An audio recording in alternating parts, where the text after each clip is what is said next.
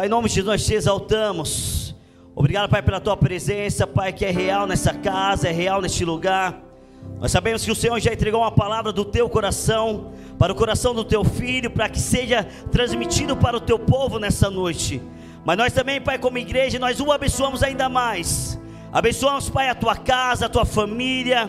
Abençoamos, Pai, as tuas filhas, a sua neta, a sua esposa, os seus negócios, o teu trabalho, a obra das suas mãos. Sim, Pai, como igreja abençoamos. Em nome de Jesus eu peço, Pai, usa o teu filho de uma maneira única nessa noite poderosa. Em nome de Jesus Cristo, em nome de Jesus. Amém. Aplauda o Senhor bem forte.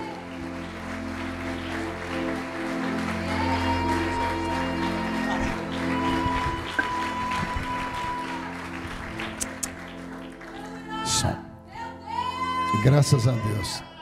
Eu cumprimento os irmãos com a paz do Senhor. Quem está feliz com Jesus hoje? Então encontre uma pessoa bem bonita do seu lado e dê um sorriso para ela. Ficou difícil? Tem gente que nem virou o pescoço. Sinceridade é tudo, né?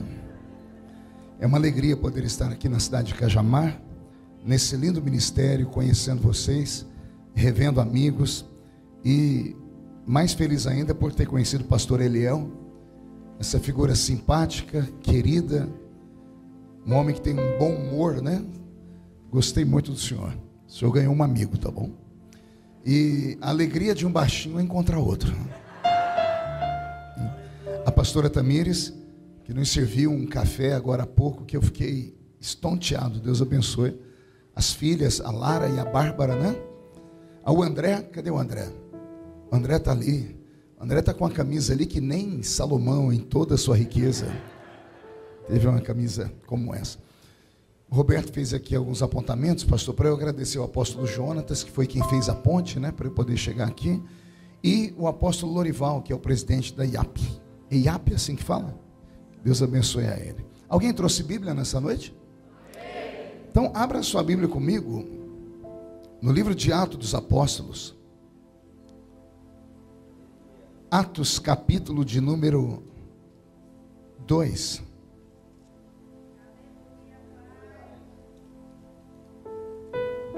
Atos dos Apóstolos, capítulo de número 2.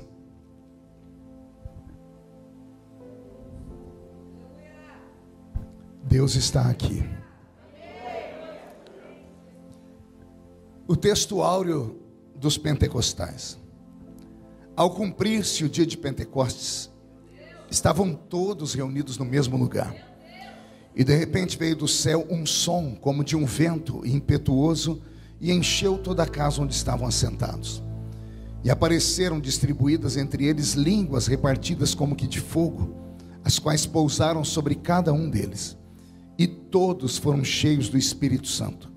E começaram a falar em outras línguas, conforme o Espírito Santo lhes concedia que falassem. Amém, igreja? Feche a Bíblia, coloque no banco, na cadeira, e pegue na mão da pessoa mais perfumada do seu lado. Eu tentei bonito, não deu certo. Perfumado, por enquanto, deve ter alguém do seu lado ainda. E só aperte a mão dessa criatura com carinho, até ela falar aleluia. Pentecostal que não faz barulho está com defeito de fabricação, não é? Vamos orar? Senhor, nós te exaltamos, nós te glorificamos, e nós entendemos que dentro de alguns minutos, e mais uma vez, esta linda igreja ficará pequena para o tamanho da glória que o Senhor vai mandar do alto dos céus. Os que vieram tristes começarão a saltar de alegria. Os que vieram se arrastando não voltam para casa se arrastando. Hoje voltarão voando nas asas de um novo tempo. E antes que eu comece a revelar os seus segredos, cerque esta igreja com a sua presença. E num raio de 5 quilômetros, onde houver um demônio alojado, eu dou a esses demônios segundos para sumirem de Cajamar, porque se não sumirem, serão queimados pelo poder da sua glória que aqui será derramada. Rasgue os céus sobre nós. Manda anjos de fogo descerem aqui. Que estes anjos desçam, trazendo brasas de fogo nas mãos. Comecem a esparramar estas brasas entre nós. E onde houver um crente cheio do Espírito Santo, pega ele nesta noite, Jesus, e mostra o caminho da verdadeira e poderosa adoração. Fala conosco, fica conosco. É o que eu te peço agora e sempre. E toda a igreja diz: os que podem, tomem o seu assento, aplaudindo a Jesus, porque Ele é bom.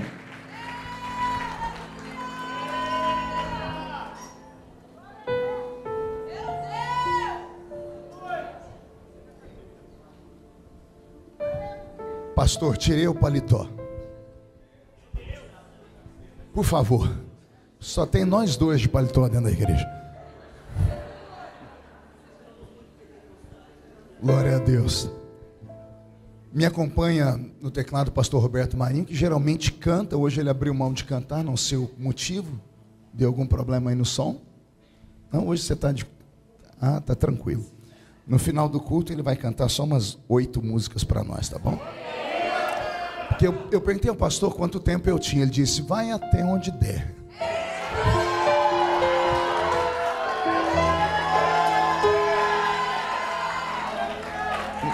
Pastor, nunca diga isso para um velho pregador.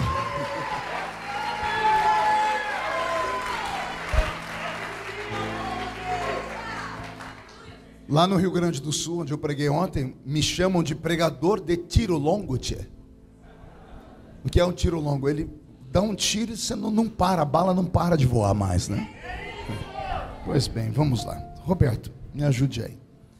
Eu só vou pedir para esse ventilador virar ele para cá, porque se o vento ficar direto em mim, eu posso ter um choque térmico. Minha voz já não ajuda muito, né? Isso. Muito obrigado. E se puder me dar só um pouquinho de agudo aqui, vai ganhar um beijo, viu?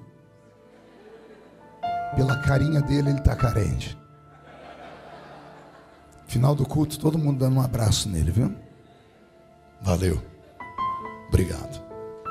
Queridos, eu pedi a Jesus um texto para essa noite, e Ele me trouxe à memória o texto áureo do pentecostalismo global.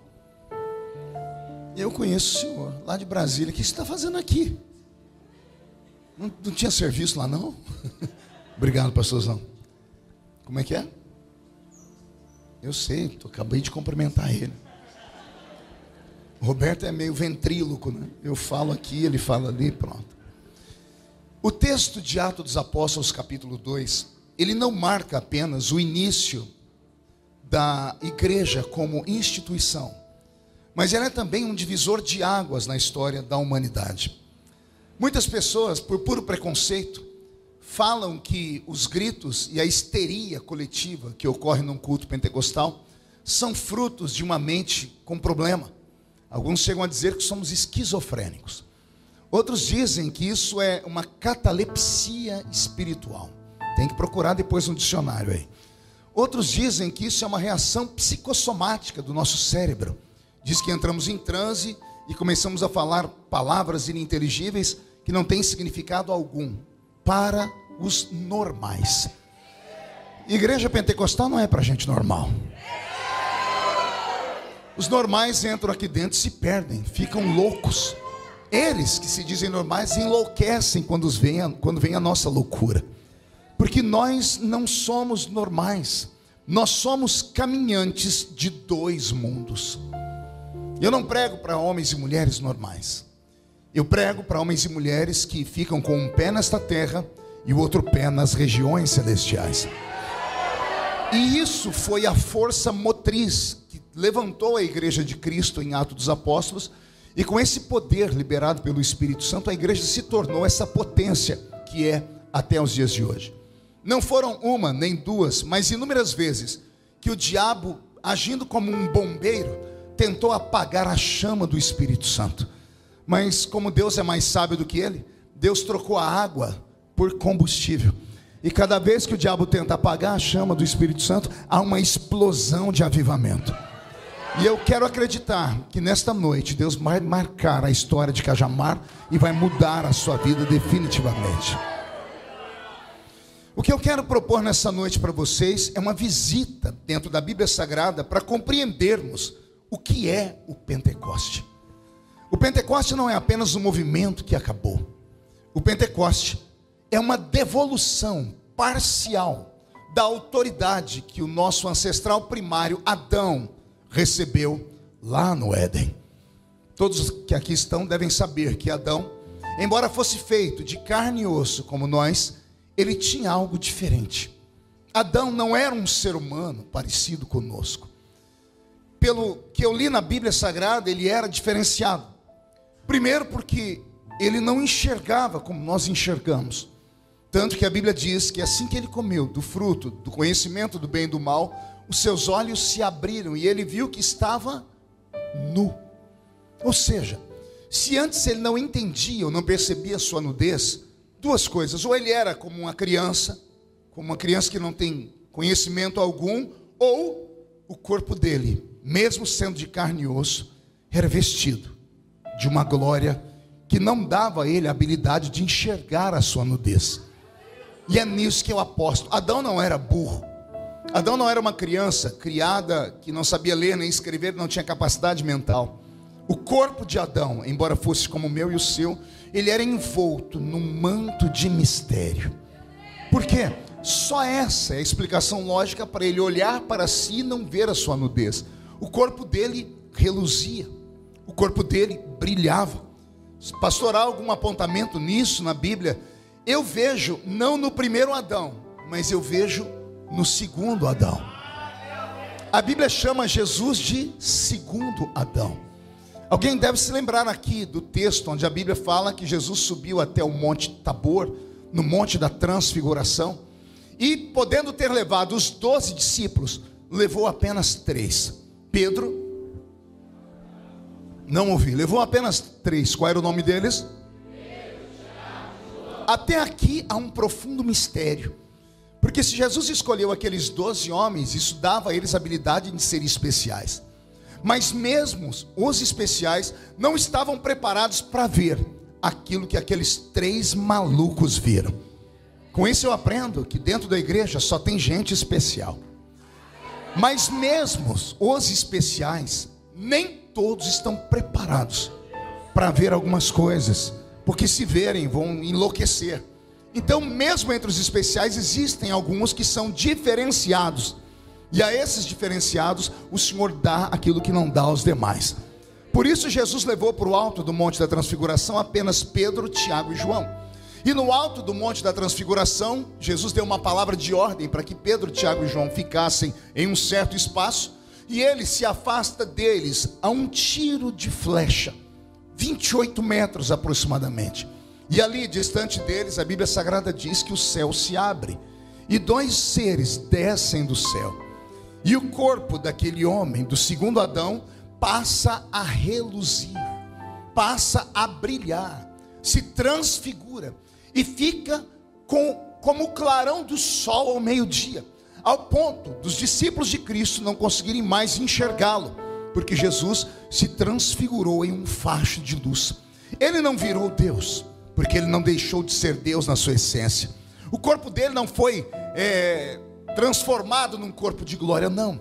É porque quando o céu abriu e veio a dimensão do eterno para perto dele, aquele homem em santidade plena teve o seu corpo resplandecendo exatamente como o corpo de Adão. Adão era como o nosso Cristo ali no Monte da Transfiguração. Alguém compreendeu isso aqui? Adão tinha habilidades que os homens não têm mais. A minha Bíblia diz que ele colocou nome nos animais, sim ou não? Colocar nome no cachorro é fácil, é um animal dócil, está ali perto dele. Colocar nome no leão fica um pouquinho mais difícil. Colocar nome nas aves não é tão difícil, porque elas se cansam de voar, é só ele correr atrás, esperar elas se assentarem e então colocar nome nelas. Eu quero ver colocar nome nos peixes do mar. Como foi que Adão colocou nome nos peixes do mar? Teria ele chamado os peixes do mar à beira da praia? Se viessem à beira da praia, a baleia, por exemplo, teria encalhado. Outros animais também. Será que Adão podia respirar debaixo d'água? Será que Adão podia voar? Por que, pastor, o senhor faz essas perguntas? Porque Jesus, através do eterno Pai, deu a ele uma palavra de ordem: você vai viver enquanto não pecar. Enquanto não pecar, você está imortalizado. Adão foi um imortal até cometer o erro.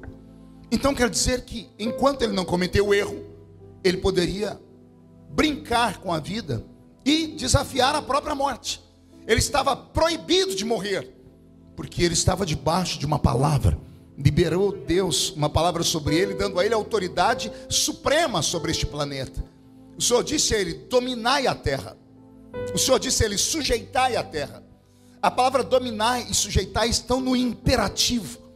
Quem conhece um pouco da língua portuguesa sabe que raramente o ser humano usa esse tipo de palavra. Dominai, sujeitai, eis. Raramente você vai ver alguém chegar em casa e falar assim: mulher, eis que eu cheguei aqui.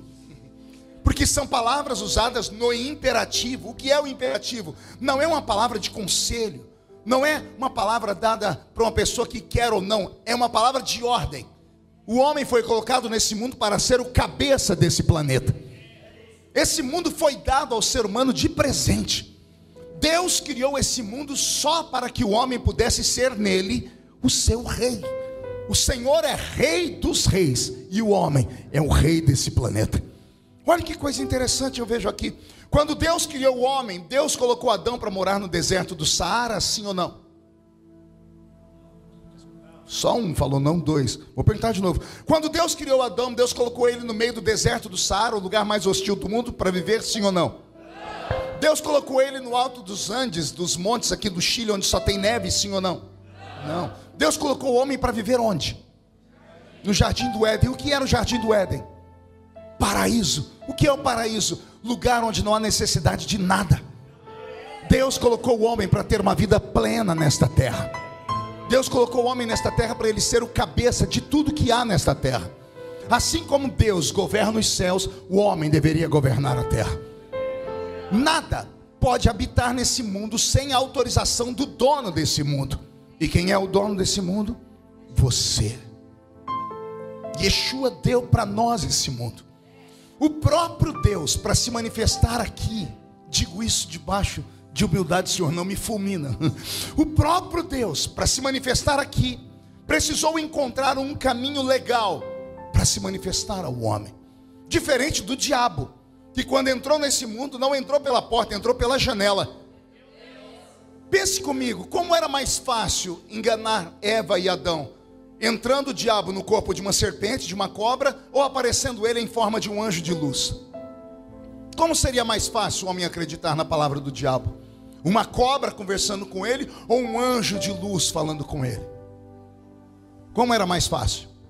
Um anjo, é claro, é mais fácil você acreditar num anjo do que numa cobra. E por que é que o diabo não apareceu em forma de um anjo de luz? Pergunte para mim, por que não, pastor? Porque anjos são espíritos.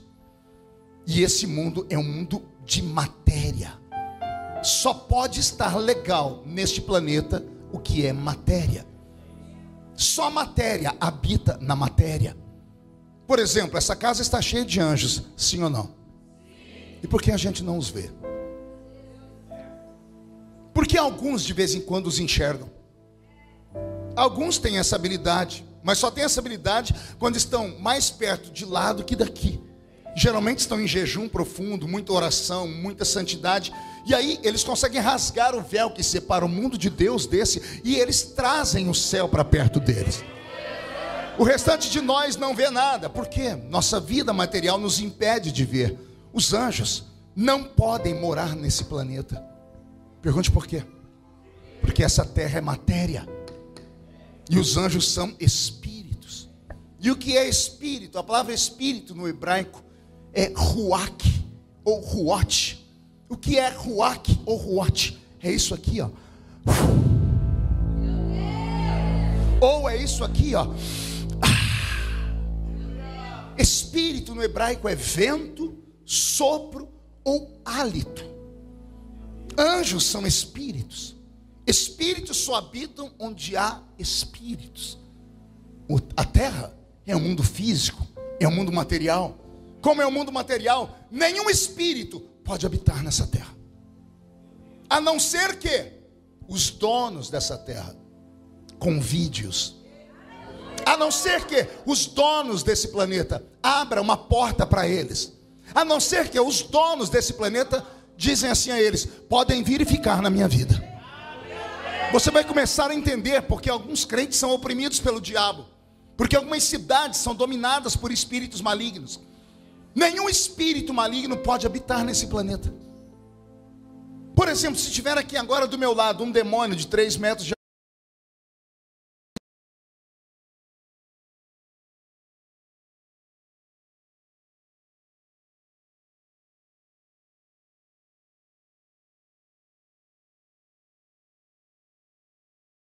espíritos, a não ser que você criou uma brecha para que eles entrem na sua vida, a não ser que você tenha criado um ponto de contato dentro da sua casa, a não ser que você tenha dado legalidade a eles. Aí eles podem vir, porque você é o dono desse mundo. Vou te dar uma palavra agora que eu acho que ninguém nunca te deu. Você é o dono da sua vida.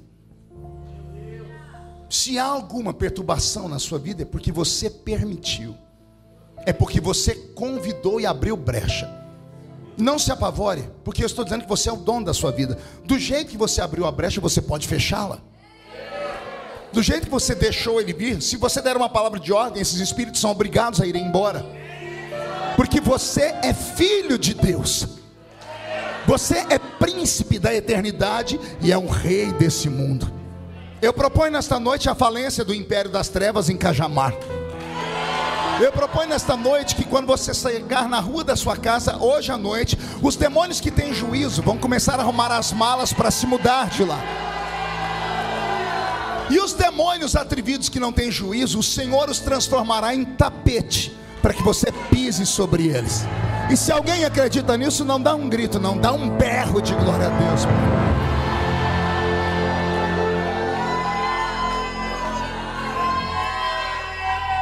Sabendo o diabo que esse mundo não é dele, para entrar nesse mundo ele teve que encontrar uma legalidade. E ele encontrou. Pergunte como? Ele encontrou um animal criado por Deus chamado de serpente. Um animal que podia andar, caminhar e tinha habilidade até de falar. Um ser, talvez um hominídeo. Pastor, mas animais falam. Papagaio repete, por exemplo. E não tem espírito, é apenas um ser que tem habilidade de repetir. Talvez um ser parecido com isso. Daí o diabo conseguiu entrar, negociou com esse animal e entrou no corpo dele e criou legalidade, porque agora ele tem matéria. Como ele tem matéria, ele pode falar com a matéria. E por isso ele conversou com Eva e a derrubou. E Eva acabou passando o erro para Adão. E Adão se afastou de Deus. Vocês devem se lembrar desse episódio cósmico. Quando Deus entra no jardim do Éden, o Senhor entra e vai no ponto de encontro, onde todas as vezes ele falava com Adão. E é interessante que quando Deus chega no ponto de encontro, Adão não está. E Deus faz uma pergunta. E a pergunta que Deus faz merecia uma hora de pregação. Porque Deus chega no Éden e diz assim: Adão, onde estás? Deus não chega perguntando: Adão, o que você fez? Deus não chega dizendo: Adão, por que é que você fez? Deus pergunta: onde é que você está? Deus está mais preocupado com o lugar onde você está do que com aquilo que você faz. Olha que interessante. Como assim, pastor? Deus está preocupado porque o ponto de encontro entre vocês dois está vazio. Você não ora mais naquele lugarzinho, você não tem mais aquele ponto de encontro com Ele em oração. Por quê? Porque você errou. O homem, quando erra, ele se afasta. E Deus não chega perguntando: o que é que você fez? Ele está preocupado onde é que você está nessa noite. Pastor, eu estou na igreja. Pois bem, mas a igreja não é o último lugar. Entrar na igreja qualquer um entra. Fizeram uma piada entre os paulistas, né? Por que o cachorro entrou na igreja?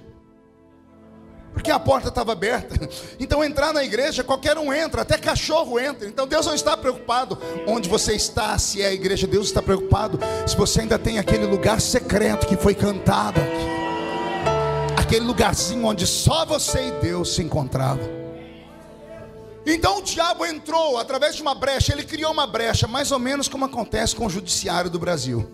De vez em quando os juízes conseguem encontrar uma brecha na Constituição Federal, na lei, interpretam a mercê deles e acabam sendo ilegítimos mesmo usando o código legal. Pode ser legal, mas é imoral. O diabo encontrou essa brecha. Esse mundo foi feito para mim, para você, para os seus filhos, para os nossos pais, avós, para os seus netos e bisnetos. Não foi feito para o diabo. Mas o diabo negociou com um ser de matéria e entrou nesse mundo. E o homem abriu a porta para ele. Deus poderia ter entrado ali e desfeito tudo isso. Mas Deus, diferente do diabo e do homem, não quebra leis. Deus não abre brechas. Como ele criou esse planeta, ele foi lá no Éden, depois que Adão contou o que aconteceu, Deus chamou todos os personagens do pecado original. E a cada um deles o Senhor liberou a palavra da lei. A mulher, o Senhor disse: aumentarei em muito as suas dores, você dará à luz sentindo dores, a sua conceição será terrível. Aí Deus olha para o homem e diz: para você vai ter que trabalhar, e com o suor do seu rosto vai comer. Ou seja, se não trabalhar, não tem sustento. Deus olha para a serpente e diz: você vai rastejar sobre o seu ventre e vai comer pó pelo resto da vida. O diabo estava saindo do lugar, e Deus chamou ele e falou: agora vem você aqui, cão. A mulher que você derrubou, porque foi através dela, Deus abraça Eva e diz: da semente dela vai nascer um que vai esmagar a sua cabeça.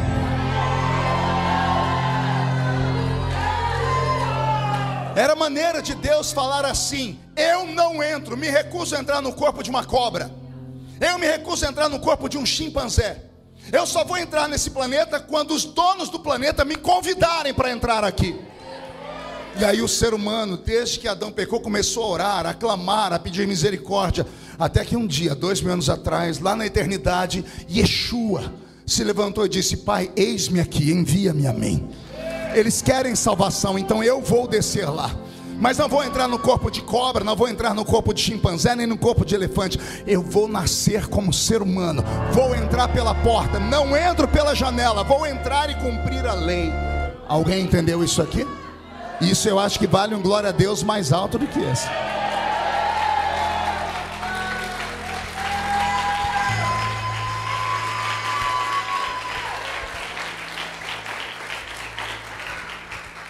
E então Deus cria o homem, a sua imagem, a sua semelhança. Adão não nasceu criança, Adão nasceu adulto. Porque na verdade ele não nasceu, ele foi criado. Ele foi feito, criado e feito. Dois verbos parecidos: verbo fazer e verbo criar. Verso 26 e 27 do capítulo 1 do Gênesis: e fez Deus o homem, a sua imagem e semelhança. E criou Deus o homem, a sua imagem e semelhança. Parece ser redundância a explicação, mas não é. O homem é o único ser que foi feito e criado. O homem foi feito e criado, ou seja, Deus levou 2 tempos para fazer o homem. Diferente dos anjos. Quando Deus pensou nos anjos, Deus os criou assim. Porque anjos são espíritos. Já deve ter lido isso na Bíblia. Anjos são espíritos ministradores que ministram a favor daqueles que hão de herdar a salvação. Anjos são espíritos. E o que é espírito? Sopro ou hálito. Deus pensou nos anjos aqui, sentado no trono estava, sentado no trono ficou. Deus pensou e os criou assim. Por que anjos não podem morrer? Porque eles são partículas divinas, são o hálito do próprio Deus. Não nasceram do nada, saíram de dentro do próprio Deus. Por quê? Porque Deus soprou. Por favor, levante a cabeça e sopre. De onde saiu o sopro? Daqui de dentro. E por que eu pedi para você erguer a cabeça? Porque se você soprar em linha reta, possa ser que o irmão do seu lado tenha um problema, porque tem alguns irmãos que parece que escovaram o dente com o rabo do gambá, né? Então, quando sopramos, exaurimos aquilo que está dentro de nós. Os anjos saíram de dentro do próprio Deus, não podem ser destruídos porque são eternos. Depois Deus criou os animais irracionais. Aí, para criar os animais racionais, Deus conversou com a terra gere os animais. E a invenção dos animais é pura inteligência, entre aspas, da terra. Por isso que nós temos de uma pulga até um mastodonte. São animais completamente diferentes. Cada um tem a sua particularidade. E todos os animais parecem ser clonados. Já perceberam isso ou não? Quem já viu a foto de um leão? De 2 leões? De 3? Que diferença tem? Elefantes, girafas, gatos, cada um a sua raça, são clones. Animais são clonados, por isso não tem espírito. Eles se multiplicam apenas pela própria existência. Animais são chamados de alma vivente. Veja só, anjos são espíritos ministradores. Animais, alma vivente. Alma e espírito não são a mesma coisa. Fazemos confusão por não entendermos. Alma, emoção, palco das nossas emoções. Espírito, nossa psique, nosso intelecto. Anjos têm inteligência. Animais agem por instinto. Por mais que você pense que o animal é inteligente, como os cachorros, como o Buddy Collar e outros mais, não é inteligência como a nossa. Eles têm apenas um instinto. Pelo instinto eles agem daquela forma, foram criados para isso, e só sabem fazer aquilo. Eu vi essa semana um vídeo daquele, esqueci o nome do homem, é um escritor Suassuna, parece que é isso o nome dele. Ele falando que ele tirou um prendedor de roupa de dentro da pasta dele, disse: o homem que inventou esse prendedor de roupa, ele é um gênio. 2 palitinhos que tem um ferrinho no meio muito bem ornamentado, que serve para um monte de coisa. Ele disse: um macaco, mesmo vivendo 500 milhões de anos, jamais será capaz de inventar um negócio daquele. Porque os animais não têm inteligência, eles agem por instinto. Os animais têm uma coisa que os anjos não têm. Pergunte o quê? Corpo físico. Porque Deus conversou com a terra. Os animais têm terra e alma, sentimentos. Animais têm sentimentos. Alguém já chegou em casa aqui e o seu pet, depois de muitos dias de não te ver, quando te viu, começou a abanar um rabinho naquela velocidade e fez xixi para tudo quanto é lado? Já aconteceu isso com alguém? Por quê? Emoção. Animais têm sentimentos. Anjos, e agora eu vou escandalizar todo mundo, não têm sentimentos.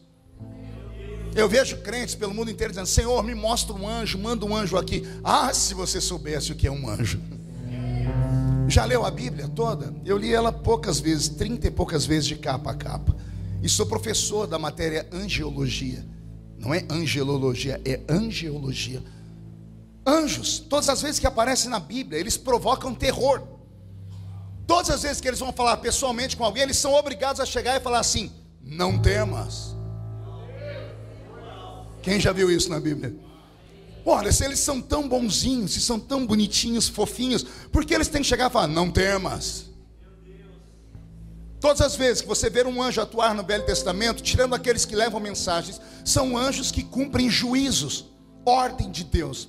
Quem foi que matou todos os primogênitos dos masculinos ou machos lá na época do Egito, de homens e animais?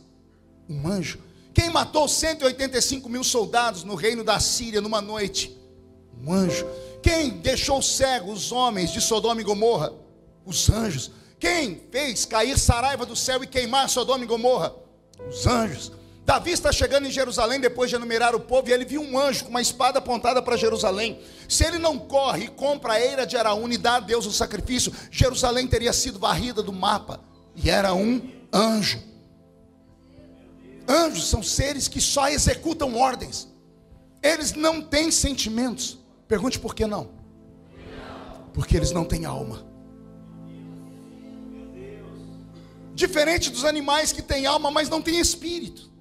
Como não tem espírito, eles nascem aqui e morrem aqui. Não minta para o seu filhinho dizendo que o totó foi para o céu dos cachorrinhos. Não tem céu para os cachorrinhos. Porque eles não têm espírito, eles não são eternos. Já imaginou se os animais fossem eternos igual a gente? Você lá no seio de Abraão, batendo papo com Abraão, Abraão te olhando assim, conversando com você, de repente Abraão faz assim, ó, e volta e diz: corre. E você fala: por quê? Ele diz: aquela vaca está te olhando esquisito. E a vaca correndo atrás de você, você gritando: o que eu fiz com você, mimosa? E ela fala: você comeu a minha costela. Você comeu a minha picanha. Já pensou você batendo papo com Adão e e um cocó bicando o seu pé. Você falou: o que eu fiz para você, galinha? Você comeu minha coxinha. Animais não vão para o céu, porque a vida deles começa nessa vida e terminam aqui, porque eles não têm espírito. Como não têm espírito, eles vivem aqui e terminam aqui. Anjos são espíritos, eles não podem habitar aqui. Pergunte por quê? Tudo que é criado a partir de uma matéria ou a partir de algo, se tirar de perto daquilo que é criado, morre. Se tirar o peixe da água, o que acontece com ele? Se tirar uma vaca do meio do mato e soltar ela numa rua como a nossa aqui, deixar ela no meio da cidade grande, o que acontece com ela? Morre. Dia desse eu li uma revista, eu dei tanta gargalhada, porque um cientista americano recebeu o prêmio Nobel de ciência, porque ele conseguiu levantar a teoria de que as estrelas são feitas de gases. E eu ri muito. Pergunte por quê? Era só ter lido a Bíblia. Porque o Senhor, quando criou esse nosso mundo, Ele separou o firmamento da terra. A palavra firmamento são gases. Estrelas são feitas de gases, porque habitam no meio dos gases. Você já deve ter visto uma estrela cadente, quem já viu? Porque quando ela entra na nossa atmosfera, ela, apaga. Porque ela sai da natureza dela. Ela sai do meio dos gases. Tudo que é tirado da parte daquilo que foi criado, morre. Anjos não podem morrer, mas se ficarem muito longe de Deus, eles se transfiguram naquilo que chamamos de demônios. Quer perguntar o porquê? Porque todo ser que existe no universo só pode existir se ficar perto do Sol. O Sol é o alimento do nosso planeta, você sabe disso. Você já viu uma montanha? Aqui tem muitas, né? Pois bem, a montanha é íngreme, a sementinha está lá na terra. Não era para ela nascer de maneira perpendicular e a árvore nascer assim? Por que quando ela sai da terra, ela busca o céu?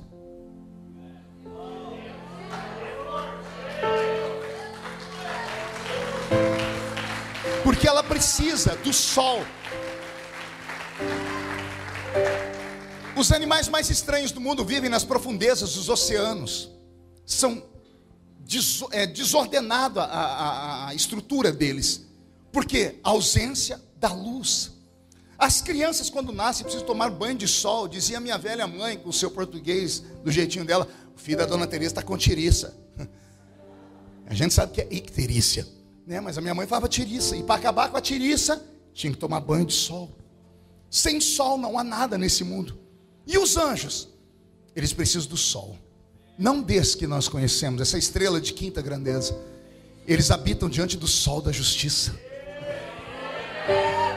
O eterno Deus de Israel, Ele é o sol da justiça. Os anjos precisam se alimentar. Pastor, e eles comem o quê? Eles não se alimentam pela boca. Eles se alimentam absorvendo o brilho do sol. Qual sol? O sol da justiça. Foram criados a partir de Deus. Se saírem de perto de Deus, se transformam em demônios. Por isso que os anjos caídos são chamados de demônios. Não podem estar mais diante de Deus. A ausência do brilho do sol que deu vida a eles os transfigurou em coisas horríveis e horripilantes. Olha que coisa interessante. Pastor, anjo come mesmo? Vou te dar um exemplo de um homem que experimentou o alimento deles. Tem um homem na Bíblia que experimentou o alimento dos anjos. Ele jejuou 80 dias. 2 ciclos de 40 dias cada um. Ele subiu ao alto da montanha, jejuou 40 dias e 40 noites e desceu trazendo tábuas da lei. Ele viu o povo adorando bezerros. Ele quebrou as tábuas e voltou para o monte. E diz ele em Deuteronômio capítulo 9: e mais 40 dias e mais 40 noites não comi pão nem bebi água. 80 dias sem comer e sem beber, qualquer ser humano morre. Mas 80 dias depois, ele não morreu. Ele voltou lá de cima mais forte do que quando ele subiu, trazendo novas tábuas da lei. Pastor, o que o senhor quer dizer? Eu quero dizer que ele se alimentou do alimento dos anjos. Tem prova? Tenho. Pergunte qual. Vamos usar a ciência moderna. A ciência moderna diz que o homem é o que o homem come. Se você olhar do seu lado agora, e eu te deixo, porque o seu desejo desde que entrou aqui era reparar o irmão do seu lado. Pode olhar, olha agora, aproveita, vê a roupa, o brinco. Mas dá uma olhadinha nesse corpinho lindo, nessa pele. Esse corpinho em forma de um botijão de gás ou de uma tábua de passar roupa. Essa coisinha fofa. Você é capaz, sem ter o tom de revelação, dizer porque a criatura está desse jeito. Mulher principalmente, mulher sabe tudo. Ela olha a outra e diz: ó, tá caprichando na vitamina E, hein? Ó, a pele dela, vitamina D em excesso. Cabelo, ó, a vitamina A. Em compensação, quando vê alguém parecendo o gadareno, fala: esse não está se alimentando direito não, está esquisito. O homem é o que o homem come, sim ou não? Moisés desce 80 dias depois, e a Bíblia diz que quando ele chega perto do povo, as pessoas são obrigadas a pegar um pano.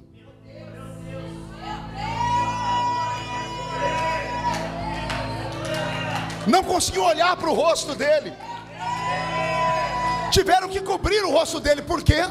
O rosto dele resplandecia como o sol. Ele ficou diante do sol da justiça. Por isso a morte não tocou, e ele acabou se alimentando da essência do Espírito, da presença do eterno Deus de Israel. Amém até aqui? Anjos não podem morar aqui, eles só podem visitar aqui. Eles têm um período, um prazo. Por isso que a gente dorme. Quando você dorme e entra em estado alfa, eles já se preparam para ir para o céu. Quando você está em estado beta, que é aquele sono pesado e profundo, que se a trombeta do arrebatamento tocar no seu ouvido, você não escuta. Não sei se você tem gente assim na sua casa. Na minha tem. Crente que tem um sono pesado, eles falam. Aquilo é o estado beta. É um estado onde o seu espírito e o seu corpo parece que estão completamente desligados. Nesse período o diabo não pode te tocar. Então os anjos retornam diante do Senhor. E lá no alto monte da congregação, eles absorvem a glória do Eterno. O brilho dele vai os alimentando e os fortalecendo, para que no dia seguinte eles desçam lá onde você está de novo. E quando você abre os olhos, eis que o anjo do Senhor acampa ao redor daquele que o teme e o livra do mal. Quem está acompanhando aí pode dar um glória a Deus. Anjos não podem morar aqui. Em contrapartida, os animais racionais não podem ir para o céu, porque eu já falei o motivo: eles não têm espírito. Aí Deus vem e cria uma raça. Oh glória! Uma raça que é diferente dos anjos e é diferente dos animais irracionais. Pergunte por quê? Anjo tem o que o animal irracional não tem. Animal irracional tem aquilo que anjo não tem. Anjo é espírito, animal irracional é alma e terra. Aí Deus cria um ser que é completo. Por isso o homem é imagem e semelhança de Deus.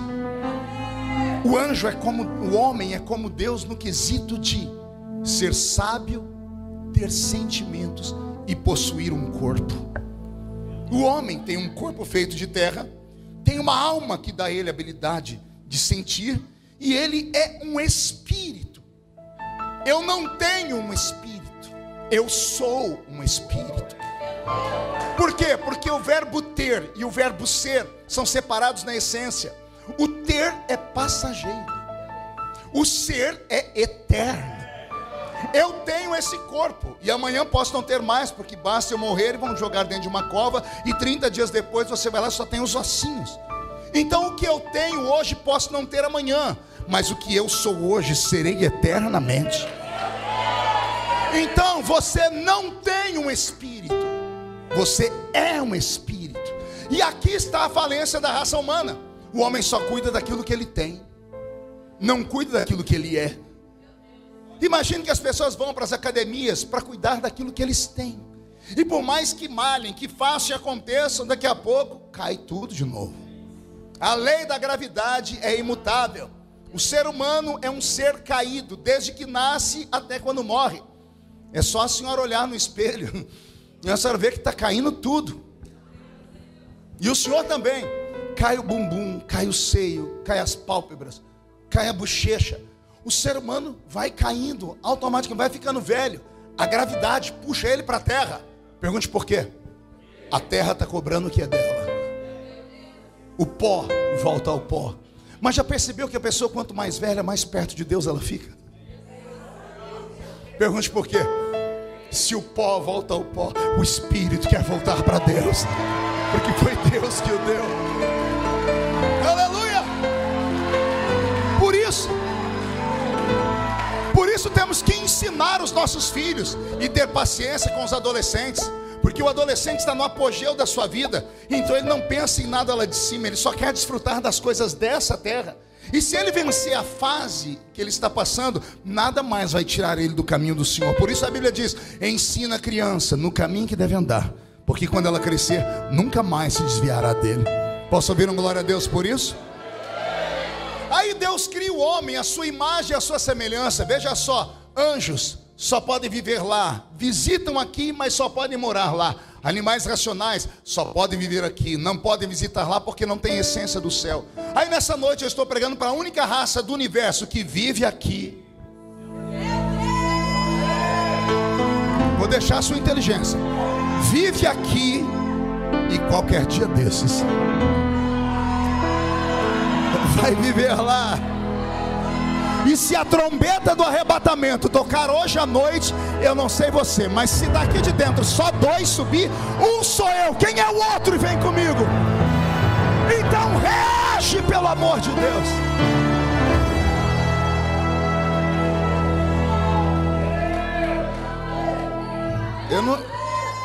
Eu acho que foi aquele café que eu tomei na casa da senhora, me acelerou tudo aqui.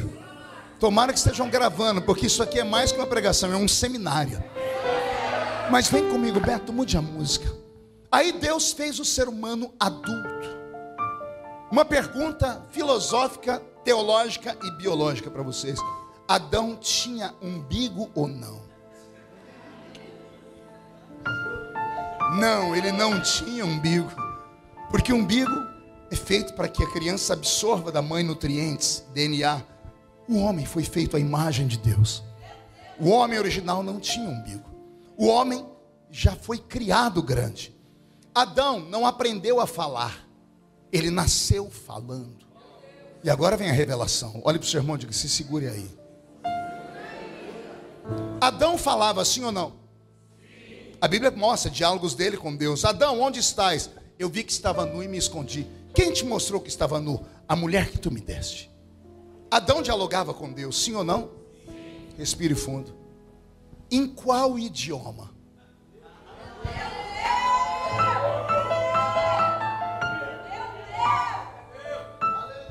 Pense aí. Qual era o idioma de Adão no Éden? Não dá um Google, porque se der o Google vai falar para você coisa da terra. O Google vai dizer que a primeira língua que o homem falou foi a língua sumeriana. Porque dizem que o homem lá na Suméria deixou de falar através de grunhidos, deixou de desenhar desenhos rupestres nas paredes, nas cavernas, e passou então a falar palavras, conseguiu juntar letras e criou-se os idiomas. Isso é o que diz o Google. E antes do Google, a enciclopédia Barça. E antes da enciclopédia Barça, todos aqueles que eram cientistas da linha de Charles Darwin, que colocou na cabeça que o tataravô dele era um chimpanzé. E a gente tem que respeitar, porque cada um tem o avô que quer. Mas o meu não era um chimpanzé. O meu tataravô era imagem e semelhança do Deus eterno. Respeito. Os professores que quando vão ensinar os nossos filhos falam que o homem, antes de ser um homem, andava encurvado. O famoso Australopithecus, o homem macaco. Depois do homem macaco vem o Neandertal, que já é um homem que fica de pé, mas ainda fala uga-uga. E a parte mais romântica dele é andar com um tacape e bater na cabeça da moça para convencê-la a morar com ele. O pai da misoginia é o Neandertal, né? Por isso, quando alguma feminista vem brigar com a gente, chama a gente de troglodita. Que troglodita é um Neandertal, né? É um homem das cavernas. Mas o Adão, o meu ancestral, não era um Neandertal. A ciência diz que o homem foi evoluindo até que chegou à imagem de ser o Homo sapiens, o homem sábio, o homem que conhece inteligência e fala: esse é o meu Adão, esse é o meu ancestral. Só que ele não foi homem macaco, não foi um hominídeo antes, não foi um primata. Não, o homem foi feito imagem e semelhança de Deus.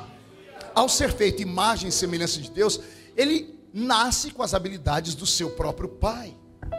Então, veja só, já dei a dica. Qual era o idioma do homem no início? O filho fala o idioma do pai. Você fala a língua portuguesa, que língua fala o seu filho? Língua portuguesa. Que língua fala o filho dos americanos? O inglês. Que língua fala o filho dos alemães? O alemão. Por quê? Filhos falam o idioma do pai. Qual era o primeiro idioma do homem na terra?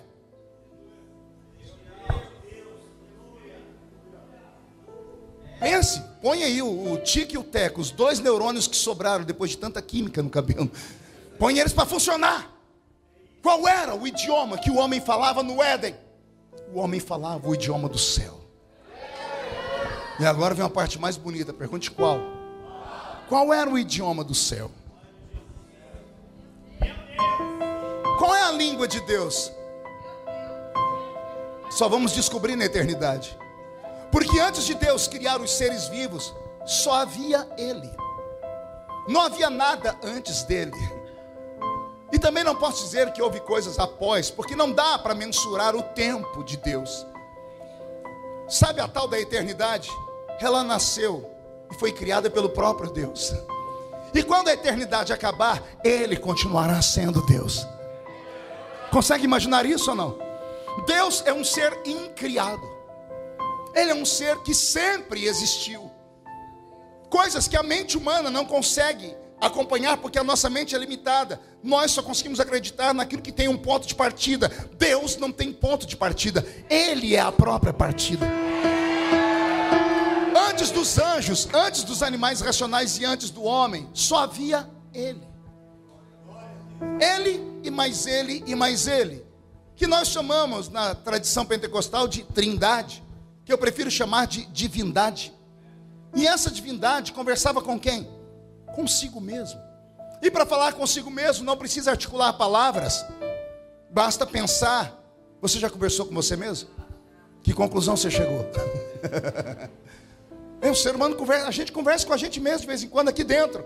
Deus fazia a mesma coisa. Aí Deus tem uma visão e Ele cria os anjos. Ao criar os anjos, Ele poderia conversar com eles de maneira telepática, mas Ele deu a eles idiomas. Como é que o senhor sabe? Capítulo 13 da carta de Paulo aos Coríntios. Ainda que eu falasse na língua dos, ainda que eu falasse na língua dos, os anjos falam.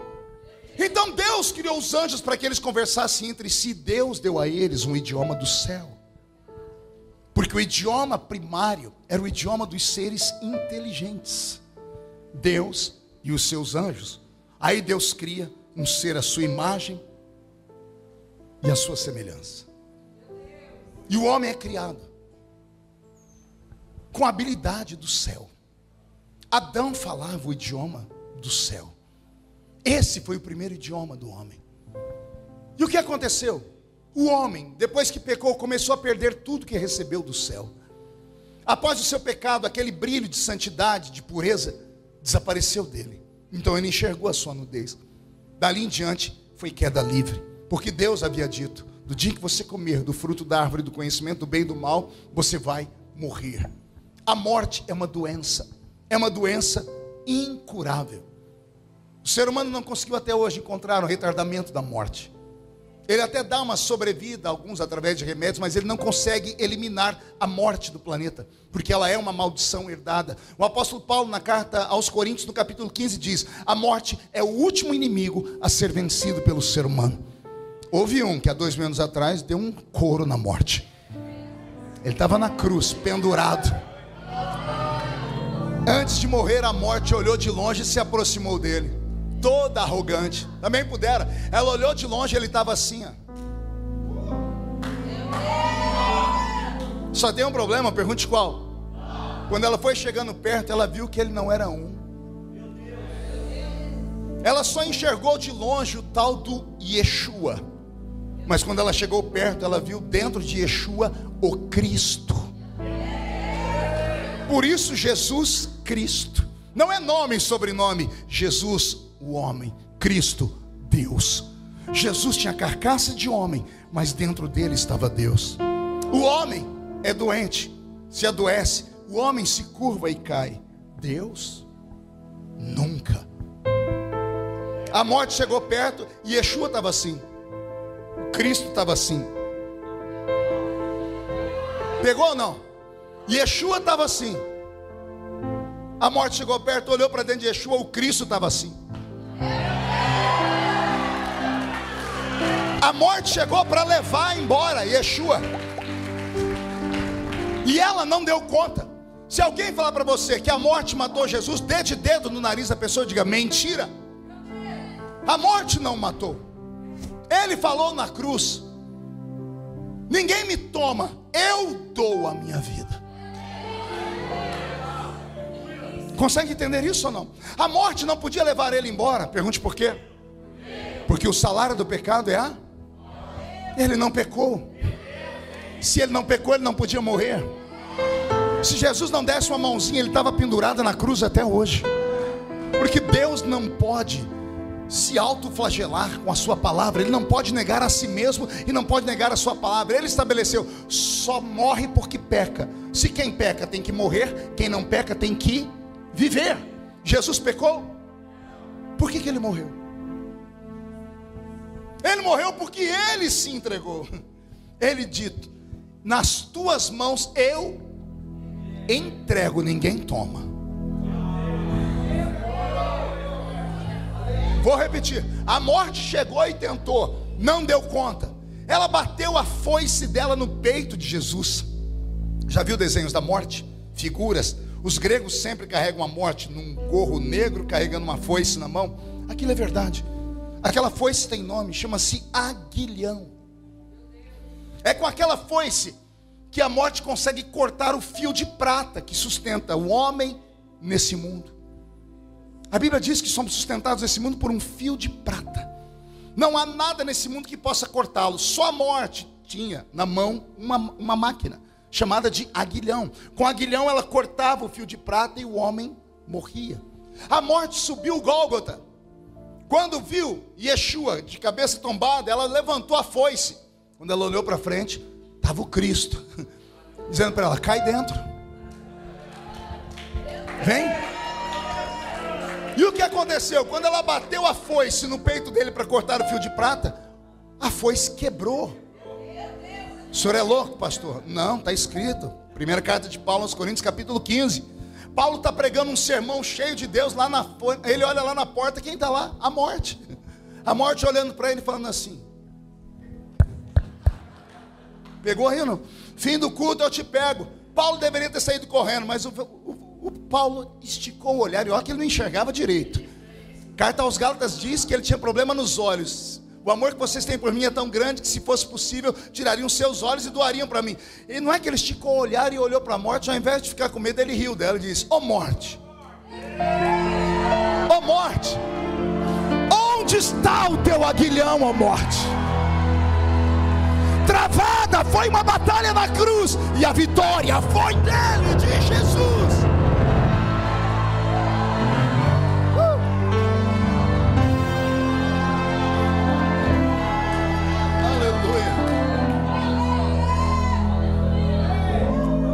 Olha que coisa, olha quanta coisa linda nós temos na palavra. O homem foi pecando e foi se afastando de Deus. O homem foi perdendo as suas habilidades. A habilidade de dominar a terra, porque ele abriu concessões para demônios. Existem coisas que somente os curiosos vão descobrir. Se um dia tiver curiosidade, tente ler o livro de Enoque, 1, 2 e o 3.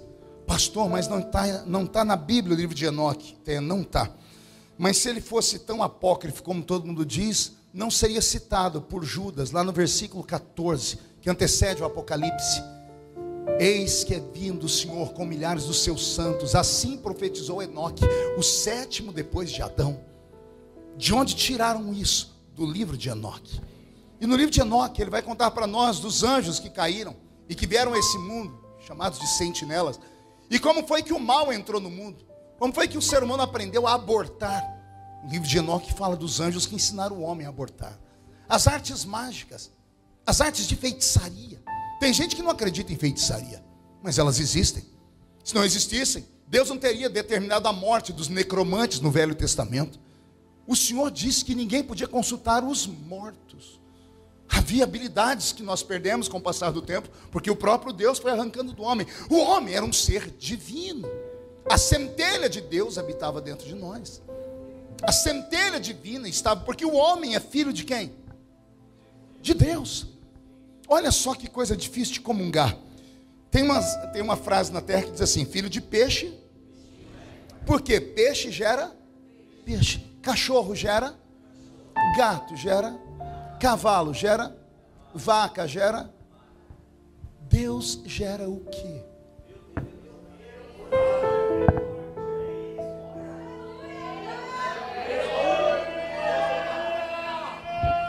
É até difícil comungar isso, porque se eu falar o que eu penso que as pessoas vão... Amanhã está na internet, pastor Marco Feliciano diz que o homem é Deus, porque o homem se deificou. Não é isso. Mas o próprio Jesus falou no Evangelho de João, quando ele disputava com os doutores da lei, ele diz: não está escrito na sua lei de que sois deuses, pois sois filhos de Deus. Êxodo capítulo 7, Deus olhou para Moisés e disse: Moisés, eis que eu te levanto e te coloco diante de Faraó como Deus. Já leu isso? Êxodo capítulo 7, verso 1. Só que toda vez que o homem é atrelado à palavra Deus, ele está com letra minúscula. Só aparece Deus com letra maiúscula quando é o eterno. A palavra deuses com D minúsculo vem do hebraico Elohim. Elohim é juiz, filho de Deus. Gênesis capítulo 6, vieram os filhos de Deus e entraram as filhas dos homens. A palavra filhos, Elohim. E o que é Elohim? É aquele que julga, que tem autoridade, mas a autoridade dele é limitada, porque ele não pode ser Deus com D maiúscula, porque Deus com D maiúsculo pode ser adorado. Deuses com D minúsculo não podem ser adorados. Deuses com D minúsculo são criados. Deus com D maiúsculo, ele é incriado. Por isso, só ele é, e só ele merece, e só ele pode. Quem é filho de Deus aqui? Se você é filho de Deus, você herdou características genéticas do seu pai. Sim ou não? Esse corpinho bonitinho aí, essa pele cor de ambar, ou cor de jambuticaba, ou cor de jambo, isso aí é herança genética. Esse olhinho vesgo é da vovó, essa perninha torta do vovô, esse cabelinho aí, mamãe, esse corpinho aí em forma, sabe Deus o que? Papai, herança genética. Se somos filhos de Deus, nós herdamos características genéticas dele. Uma delas é a habilidade de fazer milagres. Só Deus faz milagres, sim ou não? Os filhos dele também. Quer ver um milagre? E não precisa ser religioso para isso. Eu tenho um milagre aqui na minha mão. Isso aqui. Não, pastor, isso é um smartphone. Dê o nome que quiser. Para mim é um milagre. Pergunte por quê. Quando alguém me liga, como é que a voz da criatura vem parar aqui dentro? Quando eu era da roça e nós compramos um telefone, alugamos, olha de que época que eu sou. A gente alugava telefone. Eu entendi a voz da pessoa vir no telefone porque tinha um fio. Falei, a voz vem pelo fio e entra aqui. Porque a professora ensinava a gente a fazer telefone sem fio na escola. 2 copinhos e um barbante. A gente falava, o outro escutava do outro lado. Então eu entendia. Aí criaram esse trem sem fio. Aí a voz da pessoa vem parar aqui dentro. Tente me explicar, não vou entender. Eu sei que você vai falar, pastor, lá no céu tem aqueles guarda-chuva de ponta cabeça que chama satélite. As ondas analógicas ou digitais voam pelo espaço-tempo, batem lá e lá tem um chip com um código que está aí dentro. Aí vai lá, volta aqui, fale o que quiser. Eu não entendo, porque a minha mente não consegue conceber. Pior do que ouvir a voz da pessoa é ver a imagem dela aqui.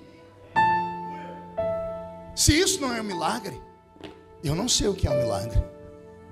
Quer ver um milagre que me fez chorar dia desses? Um brasileiro, um médico brasileiro, detectou que o bebê de uma senhora ia nascer aleijado, pois ele criou um equipamento, abriu a barriga da mulher, tirou a placenta e o bebezinho lá dentro. Com um aparelho quase que microscópio, ele ficou dentro da placenta. Ele foi nas costas do embrião e consertou o osso. Ele tirou, voltou para a barriga, disse para a mãe, seu bebê vai andar. O que é isso? filhos de Deus. Ah, se você soubesse do que você é capaz. Ah, se você soubesse o que Deus preparou para a sua vida. Você não andaria pelas ruas de Cajamar de cabeça baixa, ombro caído, parecendo uma rolinha que tomou uma pedrada de um menino levado. Você não ficaria tendo crises existenciais, olhando para o espelho dizendo: quem sou eu? De onde vim, para onde vou? Não passaria o culto inteiro me olhando com essa cara feia, parecendo que foi batizado num pote de vinagre. Não entraria numa igreja pentecostal e ficaria com esse braço cruzado, perna cruzada, mascando essa desgraça desse chiclete, olhando para mim, filosofando, dizendo: to be or not to be, that's the question. Não, se você soubesse quem você é, nada nessa cidade roubaria a sua paz, nada nesta vida roubaria as promessas de Deus, nada nessa existência tiraria você do projeto que Deus te fez. Eu não estou pregando para o resto da sociedade, não, eu estou pregando para a nata da sociedade de Cajamar. E se alguém acredita nisso, dá mais um grito de glória a Deus, por favor.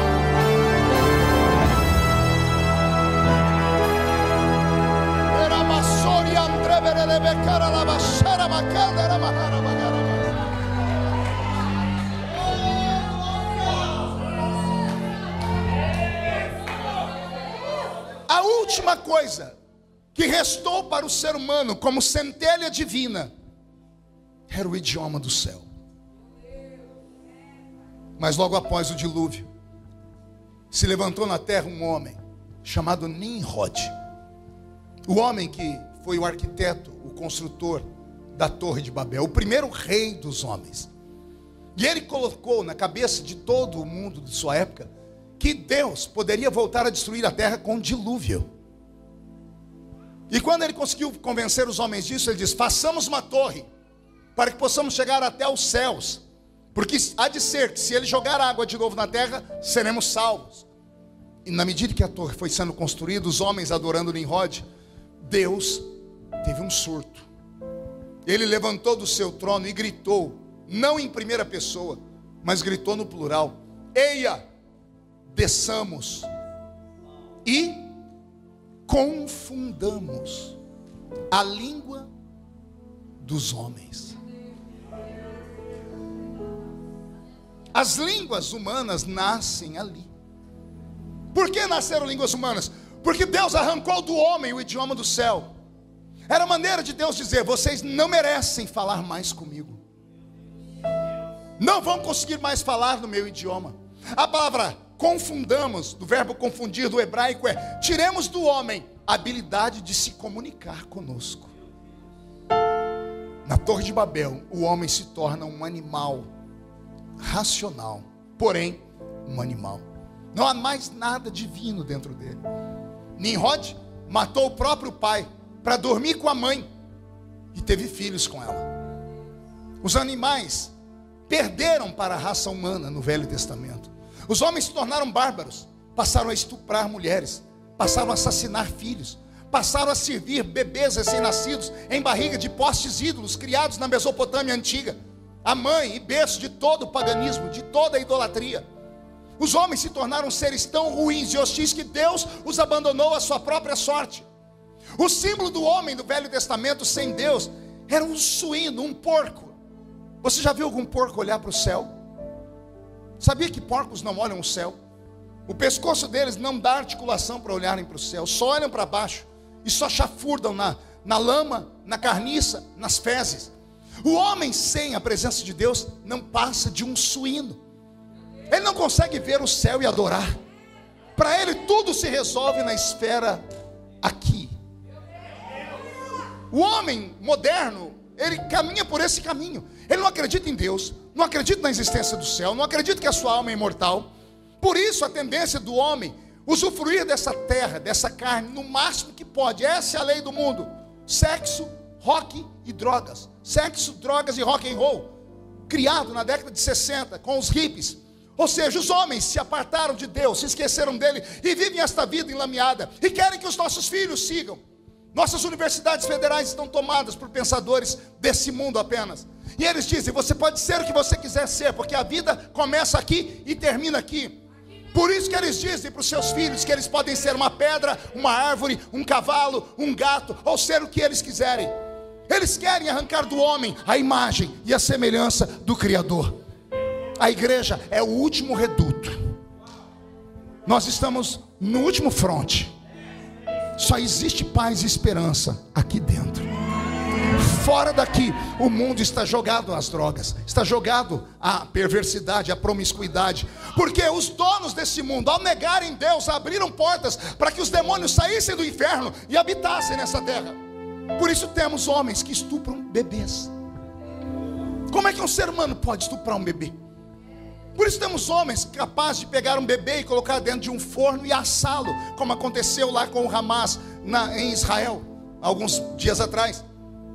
Por isso o ser humano se tornou um ser tão impiedoso, porque ele abriu brechas e o inferno veio habitar na terra. Só existe um corpo na terra que ainda recebe Cristo. Ele está aqui na minha frente. Por isso que a Bíblia diz que a igreja é o corpo de Cristo. Você não entendeu? A igreja é o corpo de Cristo. O mundo é o corpo do demônio, e o demônio habita neles. O último lugar onde Cristo habita é aqui. Por isso que Paulo diz: vós sois o templo do Espírito Santo. Deus voltou à terra, não pela janela. Agora ele entrou pela porta. Ele entrou porque a igreja o convida. O culto só serve para isso, para a gente falar: vem, entra, a casa é sua, pode reinar. Consegue entender isso? Aleluia. O homem do Velho Testamento se perdeu tanto que Deus abandonou a raça humana à sua própria sorte. Você nunca se perguntou por que depois da Torre de Babel Deus para de falar com o mundo todo e Ele cria um mundo só dele? Ele vai em Ur dos Caldeus e vai numa tenda de noite e fala com um homem chamado Abrão. E olha o que Deus diz para ele: sai da sua parentela e vai para uma terra que eu ainda vou te mostrar. Deus não deu um mapa, Deus não deu um GPS. Deus estava vendo se o homem era capaz de acreditar nele pela fé. E não é que aquele Abraão levantou, desmontou a tenda, pegou a esposa dele e disse: vamos embora daqui. Para onde? Não sei. Como assim, meu velho? Uma voz falou para mim: sai. Eu estou saindo. Para onde? Ele ainda vai me mostrar. Deus ficou tão fascinado com aquele homem que ele disse: vou dar mais uma prova. Ei, Abraão, sim senhor, conte as estrelas do céu. E ele tentou, deve ter chorado porque não deu conta. E o Senhor disse: ainda bem que você não conseguiu contar, porque assim serão os teus descendentes. Agora conta a areia da praia. Senhor, essa eu não vou nem tentar, porque na palma da minha mão cabe uma conchinha de número de estrelas que eu não dei conta de contar. Assim será a tua descendência, em ti serão benditos todas as famílias da terra. Um homem, e desse homem Deus foi criando uma nação. De Abraão vem Isaac, de Isaac vem Jacó, de Jacó Deus faz vir 12 filhos. Esses 12 filhos se transformam em 12 tribos. Essas 12 tribos se tornam uma nação chamada Israel. Das 12 tribos, Deus escolhe uma para cuidar daquilo que era santo e sagrado, que é a tribo dos levitas. Quem vem da tribo dos levitas e é famoso na Bíblia? Moisés, Arão, Miriam. Arão, o primeiro sacerdote, que vai se transformar em sumo sacerdote, porque o sacerdote, depois da construção do tabernáculo, só podia ir no alpendre, no átrio e no lugar santo. Mas o sumo sacerdote ia além do véu, e atrás do véu tinha um lugar chamado Santo dos Santos. E o que tinha lá no Santo dos Santos? Uma arca, chamada de Arca do Testemunho, Arca da Aliança. E o que era a Arca da Aliança? Uma caixa de madeira de acácia pintada de ouro por dentro e por fora. Até aí tudo bem, mas a tampa dela era de ouro maciço, toda trabalhada, e tinha em cima da tampa 2 querubins, cujas asas se tocavam, e cuja face deles não olhavam para cima, olhavam para baixo. E o que eram essas asas? O trono de Deus. Uma vez por ano, no dia do Yom Kippur, Deus saía da nuvem, do trono de glória, das asas do querubim de verdade. Não é assim que está no Salmo 18? E ele sentou nas asas de um querubim e voou nas asas do vento. Deus saiu das asas do querubim, porque os querubins sustentam o seu trono, e ele desceu nas asas dos querubins de ouro. Deus se assentava em cima do trono dele, da arca da aliança, naquele cubículo chamado Santo dos Santos. E naquele cubículo chamado Santo dos Santos, somente um homem podia entrar. E esse homem era da tribo de Levi. E esse homem era um sumo sacerdote, ou seja, o chefe de todos os demais. Para entrar ali dentro, não podia ser de qualquer jeito. Sua roupa tinha que ser extremamente camuflada. Uma roupa branca por baixo, uma roupa colorida por cima, uma capa por cima dessa roupa colorida com campainhas e romãs aqui nos seus pés, um peitoril com 12 pedras preciosas no peito, 2 ombreiras com 6 pedras preciosas aqui, 6 pedras preciosas aqui. Nesse dia ele não podia usar o kippá, que é aquele chapeuzinho que o judeu usa aqui no cocoruto. Ele usava uma mitra, que é um turbante extremamente grande, cujas bordas tapavam a orelha, o pescoço e atrás dele. E aqui em cima vinha escrito em ouro: santidade ao Senhor. O sumo sacerdote, para entrar ali dentro, era amarrado com uma corda, e as suas mãos usavam uma luva de cor vermelha. Que luva era essa? Uma bacia com o sangue de um animal puro, de um cordeiro imaculado. O sumo sacerdote, para entrar na presença de Deus, tinha que colocar as mãos ali dentro. Quando ele tirava, suas mãos estavam impregnadas com sangue, uma luva vermelha, que ele não podia tocar na cortina, no véu do templo que separava o lugar santo do Santo dos Santos. Então os sacerdotes do lugar santo abriam a cortina sobre eles, porque não podiam olhar lá dentro. Só o sumo sacerdote podia entrar na presença de Deus. E ele entrava, e na medida que ele ia entrando, aquela corda amarrada na cintura ia dando espaço. E na medida que ele ia andando, as campainhas e os romãs iam batendo uma na outra, fazendo plim, plim, plim. E eles iam ouvindo barulho. Quando aquelas campainhas paravam de fazer barulho, os sacerdotes sabiam que era hora de ajoelhar, porque o sumo sacerdote tinha chegado no lugar certo. Que lugar era esse? Aquela arca da aliança. Sabe, a tampa chamava-se propiciatório. 4 cantos dela. Ele pegava o sangue das mãos e passava nos 4 cantos. Após fazer isso, ele abaixava a cabeça e dava 7 passos para trás. Quando ele se afastava, Deus saía dos querubins de verdade e descia em cima dos querubins de ouro. Deus se assentava ali, e antes de olhar para o sumo sacerdote, Deus virava o rosto 4 vezes, 2 para cada lado. Pergunte para quê? Para sentir o cheiro do sangue,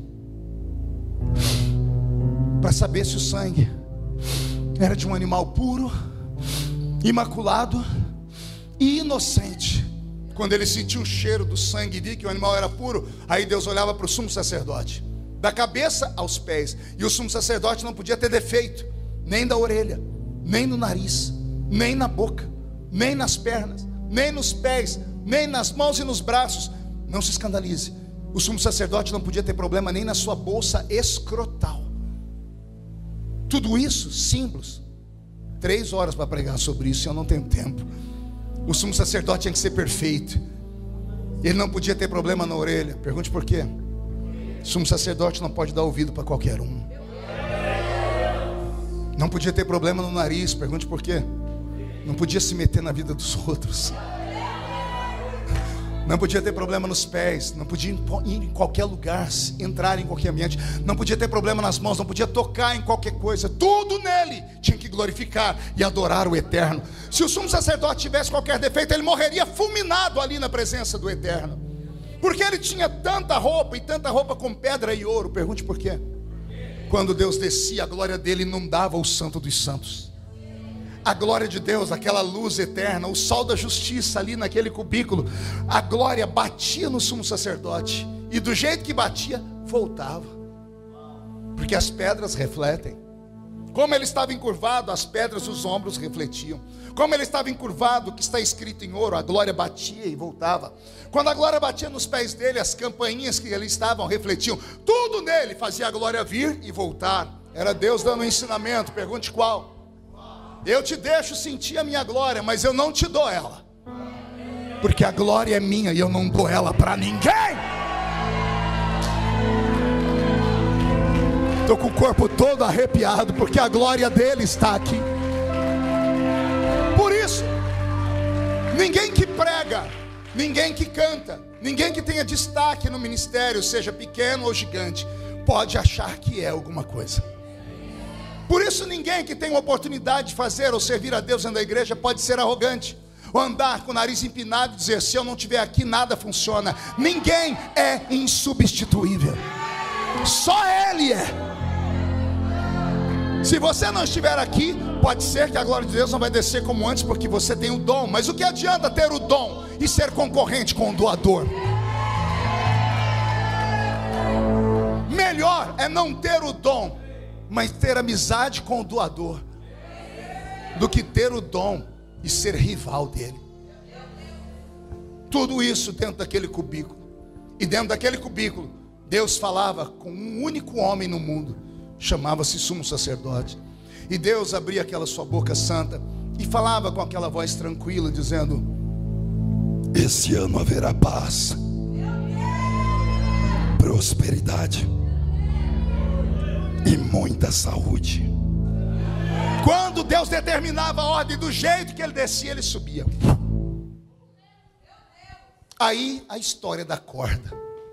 Eu era garoto na escola dominical da Assembleia de Deus, e o professor dizia: a corda era para caso o sumo sacerdote estivesse em pecado, caísse morto, ninguém podia entrar lá, alguém tinha que puxar ele para fora. Mas eu li a história de Israel, nunca nenhum sumo sacerdote morreu lá dentro, porque ninguém era trouxa de entrar lá dentro em pecado. Por isso tinha o átrio, onde tinha uma pia batismal, onde ele tomava banho por ele, pela família, 200 banhos se fosse possível. Depois entrava no lugar santo, fazia sacrifício por ele, pelos netos, pela mãe, pelo pai, para não ter problema de entrar lá dentro e morrer. Então aquela corda servia para outra coisa. Pergunte: para quê? Vem comigo. Alguém já teve uma emoção muito forte aqui na vida? Você já viu que tem pessoas que quando vê uma artista ela desmaia? Ela vê, pum, cai pro chão. Já aconteceu isso comigo, e olha que eu não sou artista. Cheguei uma vez para pregar em divisa de Ourinhos com Paraná, cidade grande que tem lá, esqueci o nome agora. Eu cheguei, quando eu desci de uma van, abriu a porta, tinha uma multidão esperando. Uma irmã, quando me viu, falou: ele é de verdade. Pum, caiu no chão, desmaiou. Alô, é claro que eu sou de verdade. Acho que ela queria me beliscar. Mas as pessoas se afeiçoam a pessoas e têm emoção forte. Quantas pessoas você já ouviu falar que morreram quando o time dele fez um gol? Morreram quando o time perdeu. Emoção extremamente forte. O ser humano é tendencioso a ter emoções fortes. O sumo sacerdote era o único homem do mundo que ficava diante de Deus e não morria. Deus não falava com mais ninguém, a não ser com ele. Ele era o porta-voz do Deus Criador para toda a nação de Israel. Deus descia e ficava muito rápido lá dentro. Deus não podia ficar muito tempo lá dentro. O sumo sacerdote tinha um ministério de 5 anos apenas. Pergunte por quê? Para entender isso eu tive que estudar o tempo presente.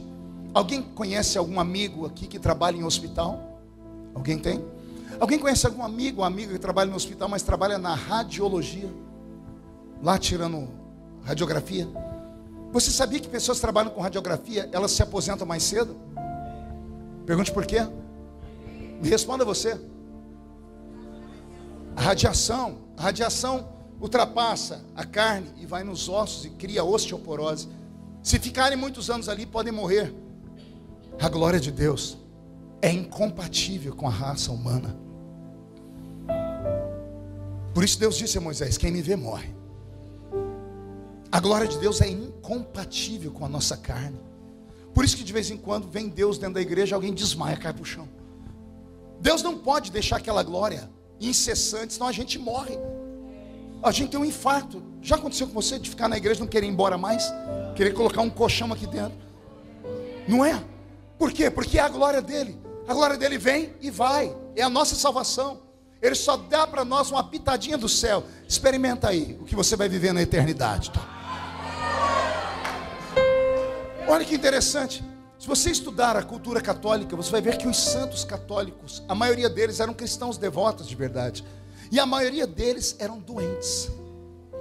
Daí a palavra que não é mais usada na língua portuguesa, vicissitudes. O que eram vicissitudes? Traumas, tragédias, acidentes, doenças, que os santos carregavam sobre eles. Por quê? Por que será que homens e mulheres que ficam muito perto de Deus sofrem igual sovaco de aleijado? Opa, não pode falar mais isso que dá cadeia, dá processo. Desculpa, voltando. Sofrem mais do que axilas de portadores de necessidades especiais. Tem que ser esperto, senão o faraó lá daquele lugar manda a Polícia Federal na minha casa no dia seguinte. Entenderam? A glória de Deus é incompatível conosco.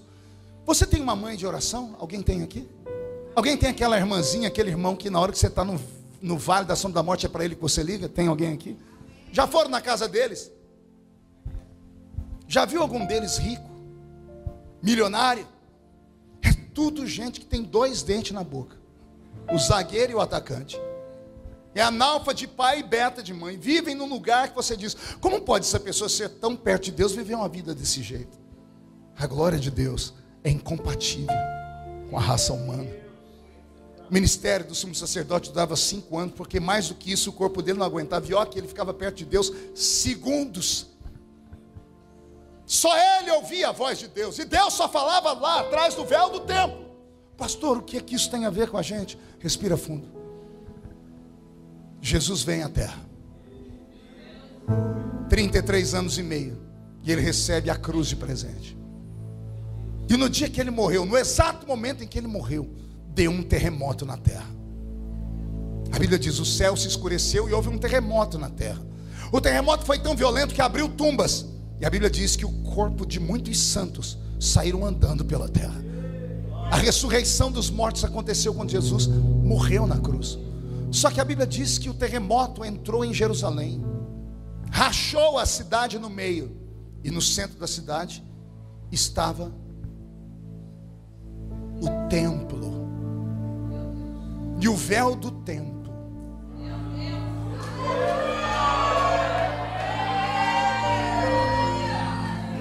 o que aconteceu com ele? Se rasgou de baixo para cima? Não. Da esquerda para a direita? Direita para a esquerda. Se rasgou como? Pergunte a mim por quê, pastor? Porque de véu ele só tinha o nome. Ele era feito de pele de animais. Precisava de uma junta de bois, 12 bois para arrastar esse véu no deserto. Deus criou uma couraça para que ninguém mais ficasse perto dele. Deus não queria mais a raça humana. Ele abriu uma brecha com Abraão por misericórdia, para tentar encontrar meia dúzia de fiéis na terra.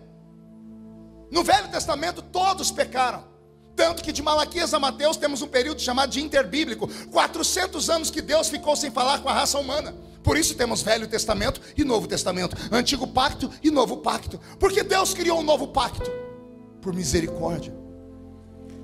Só que mesmo no Novo Testamento Deus não falava com o homem face a face. Aí Jesus morre na cruz. Aleluia. Quando Deus sente o perfume do sangue dele, Deus sai lá do céu, estica as mãos e diz assim: esse véu que te separava de mim não vai separar mais. E Deus rasgou o véu de alto a baixo. Foi ele que rasgou, não foi o homem. O homem não merece, o homem não tem mérito nenhum. Ninguém pode se salvar nesse mundo. Não há nada que o homem possa fazer para ser salvo nessa terra. Quando eu estou com debates em algumas igrejas, eu dou risada com alguns amigos que são teólogos, porque eles criaram equações para ir para o céu. Faça isso, mas isso, não faça isso, e você vai morar no céu. Coitados, nada que o homem faça pode dar a ele o direito de morar no céu. Se o homem pudesse fazer qualquer coisa para morar no céu, Jesus não teria morrido na cruz. Nós não vamos para o céu porque merecemos, vamos porque Ele nos amou. Não fostes vós que escolhestes a mim, eu vos escolhi a vós. Eu vos escolhi a vós. Eu me emociono quando falo disso, porque não há nada que você possa fazer. Não é o jejum que te leva para o céu, não é a sua pureza e a sua santidade, não é você ser o quarto membro da Trindade. Nada disso te leva para o céu. O que te leva para o céu é um presente chamado graça. O que é a palavra graça? Favor imerecido. Ninguém merece nada aqui. Eu não mereço o céu, você não merece o céu. E nós vamos para lá por quê? Porque ele que merecia viver, porque quem peca morre, quem não peca vive, trocou de lugar com a gente. Se eu mereço a vida, lá na cruz ele falando, se eu mereço a vida e eles merecem a morte, eu troco de lugar com eles. Eu morro para que eles tenham vida, e tenham vida em abundância. E quando lá na cruz, aleluia, estou terminando. E quando lá na cruz ele dá o brado, e tendo entregado o seu espírito, disse: consumado está. Nas tuas mãos eu entrego o meu espírito. E tendo dito isto, ele expirou. O que é expirar? É o último suspiro. Quando ele fez assim, o Cristo que estava dentro dele saiu. Deus não morreu na cruz. Quem morreu na cruz foi o homem, Yeshua. Yeshua morreu. O Cristo não pode morrer. O mundo não pode subsistir milésimos de segundos sem a existência do Criador. Deus é o hálito do universo. Deus é o oxigênio da vida. Se ele tivesse morrido na cruz, a terra não teria existido mais. Quem morreu foi o corpo, a carcaça, Yeshua. Cristo saiu. Quando Cristo saiu, a carcaça pendeu. Quando a carcaça pendeu, eu imagino Cristo falando com Yeshua: Yeshua, fica tranquilo, daqui 3 dias eu volto para te pegar. O corpo dele pendeu na cruz. Quando o corpo dele pendeu na cruz, o espírito dele saiu. E ao invés de ir ao céu, a Bíblia diz: e tendo morrido, desceu às partes mais baixas e pregou o evangelho, trazendo consigo o cativeiro. Todos os que morreram antes de Jesus tiveram a chance da salvação. Ele desceu lá no Sheol, no seio de Abraão, e anunciou a eles, dizendo quem ele era. E por isso eles creram nele. E ele trouxe consigo um cativeiro e abriu a porta do paraíso. Olha que coisa bela isso. Você nunca se perguntou se, por exemplo, Salomão foi salvo? Porque a Bíblia diz que ele morreu adorando os ídolos das suas mulheres. Ali, quando Yeshua apareceu para ele, ele disse: o Senhor é Deus. Jesus não morreu só pelos vivos, ele morreu por aqueles que estavam mortos. E se nós os vivos temos a chance de ir para o céu, os mortos não teriam. Eles seriam injustos. Por isso a Bíblia diz que, tendo morrido, desceu às partes mais baixas e revelou a eles a salvação. 3 dias depois, as mulheres estão lá na tumba. E quando elas se aproximam, tem 2 homens de branco sentados nas pedras, que antes que elas tenham um infarto no miocárdio, escutam ele gritar: por que procurais entre os mortos aquele que vive? Ele não está aqui. Ele ressuscitou.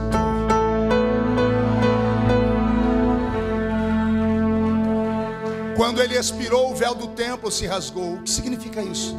Era Deus dizendo: a partir de agora, qualquer um de vocês pode chegar na minha presença. Mas faltava um detalhe. Pergunte qual? Não sei se eu falo. Fala. Quando Jesus ressuscitou, ele apareceu por um período de 40 dias a 500 testemunhas, em 2 grupos: os discípulos que ele transformou em apóstolos e outros que eram apenas discípulos. E ele marcou com eles 2 encontros. O primeiro encontro foi com seus discípulos. João capítulo 20, 21 e 22. A Bíblia diz que Jesus se aproximou deles.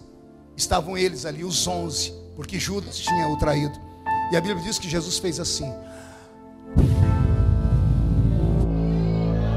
e tendo assoprado sobre eles, disse: recebei o Espírito Santo. 2 textos da Bíblia mostram Deus soprando sobre os homens: Gênesis, quando Deus soprou nas narinas do homem, e João, quando Jesus soprou nos seus discípulos. Jesus estava preparando eles, condicionando eles para poderem falar com Deus. Mesmo eles cheios do Espírito Santo, não era o suficiente.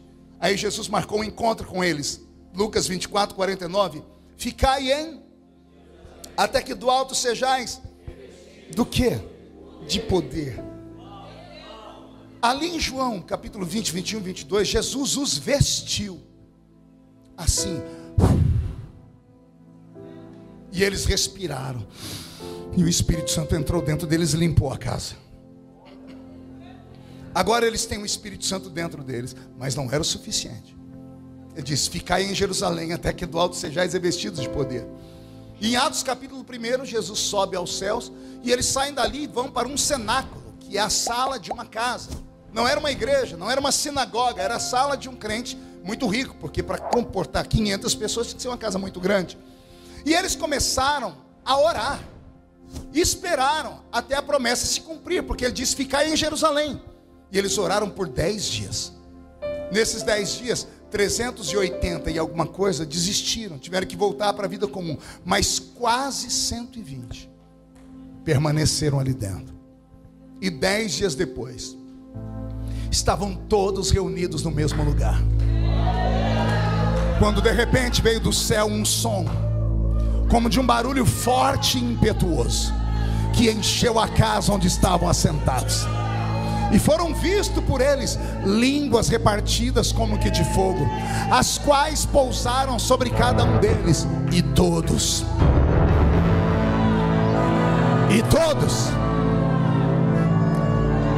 todos foram cheios do Espírito Santo, e começaram a falar em outras línguas, conforme o Espírito Santo lhes concedia que falassem. Respire fundo e eu termino aqui. O véu do templo foi rasgado. Eles já podiam se aproximar de Deus, mas Jesus disse: é melhor se aproximar do meu Pai falando no idioma dele. Assim como Adão falava com Deus no Éden, o Pentecoste é uma devolução de parte da autoridade que o homem tinha lá no Éden. Quando você fala em línguas, você não fala a homens, porque homens não entendem. Quando você fala em línguas, você fala direto a Deus, porque só Deus entende. Quando você fala em línguas, você fala em mistérios. E mistério é algo que tem pelo menos 3 características. Primeiro, mistério é aquilo que só Deus sabe. Segundo, mistério é aquilo que Deus só revela no tempo certo. Terceiro, mistério é aquilo que Deus só revela para quem tem intimidade com Ele. Eu não falo em línguas para mostrar que eu sou mais espiritual do que os demais. Quando eu falo em línguas, o meu espírito se expande, e eu não falo mais a ninguém na terra. Quando eu falo em línguas, eu falo direto com Deus. Sente aí, vem cá, rápido, você sobe aqui, sobe a escada, rápido. Espírito de tartaruga, eu te repreendo.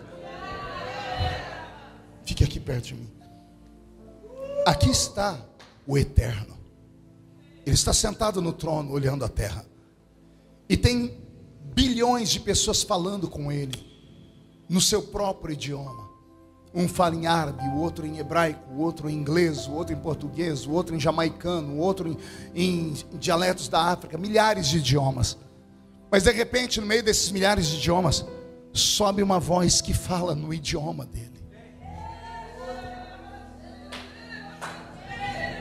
Quem fala em línguas não fala homens, porque em mistérios, pergunte o que é mistério? É isso aqui, ó.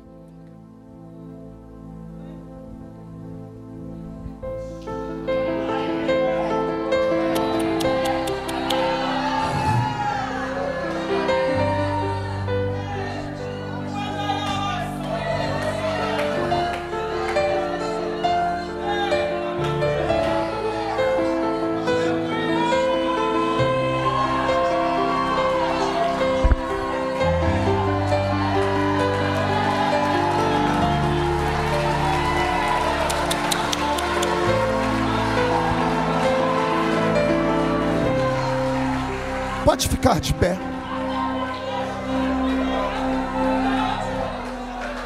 Mexeu no som aí, escute. O que foi que eu falei para ele?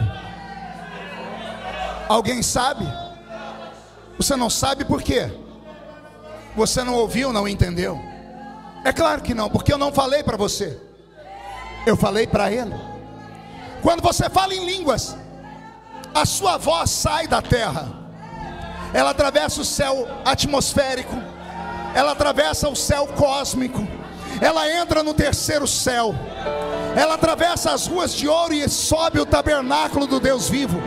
Ela atravessa o alpendre, o átrio, o lugar santo, e ela entra no santo dos santos. Ela vai no ouvido de Deus, e só Deus entende o que você fala.